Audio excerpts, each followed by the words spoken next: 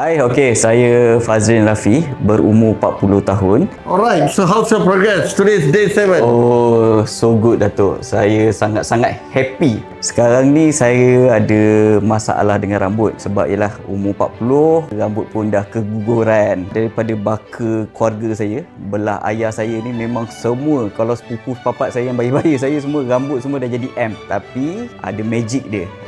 Tengok sekarang ni, rambut M tu dah hilang sebab saya pergi ke klinik Glojas. Klinik Glojas ni pun saya tahu daripada abang ipar saya. Dia hari tu baru balik daripada umrah. Lepas tu tiba-tiba saya balik tengok, asal dia punya rambut macam dah elok sikit. Lepas tu rupa-rupanya dia tanam rambut. Jadi rahsia dia, magic dia hari ni yang saya buat ni, inilah dia, saya tanam rambut. Hari ni dah hari yang ke-7.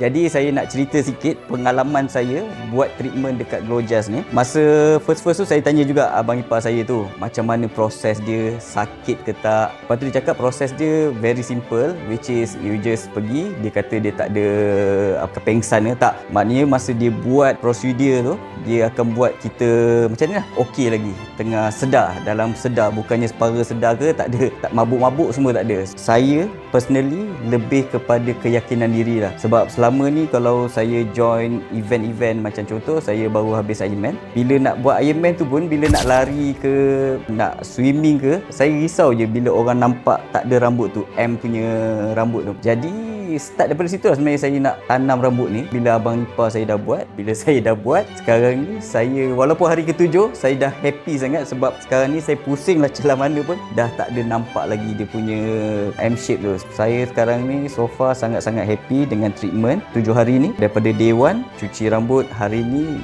hari buang scalp tu, saya sangat berpuas hati dengan servis yang ada dekat sini. Kira nak cakap shift yang buat rambut ni, Datuk Jas sendiri yang buat rambut ni sangat-sangat dedicated. So far yang saya suka satu antara sebabnya timing diorang. Yang ni mungkin ramai orang tak cakap, timing. Bila diorang cakap pukul 9 prosedur tu jalan, betul-betul jalan. Bukannya bila pukul 9 kita datang tu kita kena tunggu dia buat apa-apa kerja kan, tak ada. Pukul 9 itu yang saya sangat happy. Bila datang dia cakap pukul 9 bla bla bla, target dalam pukul 4 tapi dia siap dalam pukul 2. Dia punya servis tu sangat terlebih on time dah kiranya, which is sangat bagus. Every time dia buat dia akan inform, okey encik, kita orang akan buat ni, okey sir, kita orang akan buat ni, okey sir, sekarang ni akan rasa tak selesa kat sini. So kalau korang semua nakkan keyakinan diri korang balik, nakkan rasa diri tu muda lebih 10 tahun, tanamlah rambut dekat Glojas. Kalau ada masalah rambut seperti M shape, ada rambut yang hilang kat atas ni semua, jangan risau, datang sini buat consultation dulu. Pada saya lagi satu yang bagus Glojas ni, sebab isteri saya pun dia selalu cakap rambut dia tak ada. Glojas ni dia bukan buat ikut apa yang kita nak. Macam wife saya, dia kata dia memang nak tanam rambut, tapi Glojas cakap tak perlu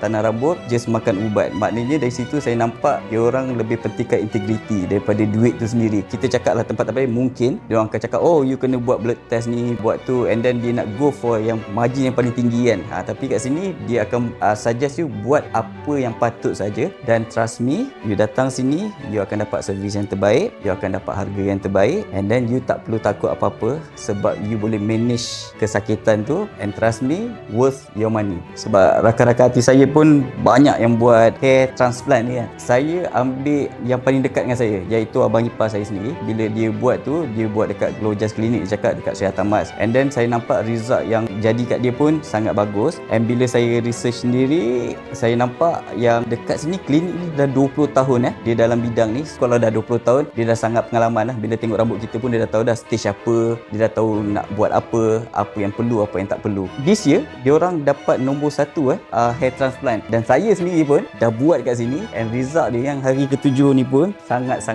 memuaskan hati.